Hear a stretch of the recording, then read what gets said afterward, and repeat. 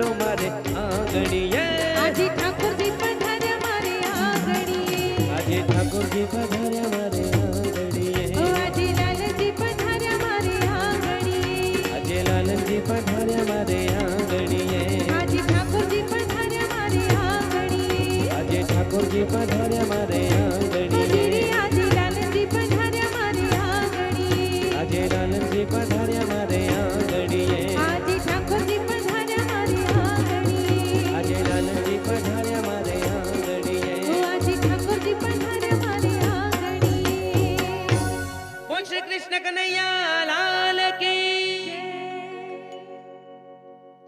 કારણો હતા. તમને હું એમ કહું કે એક વખત ભૂલી જાઓ કૃષ્ણ ભગવાન છે, પણ છતાંય વ્રજના રાજાના દીકરા તો હતા ને.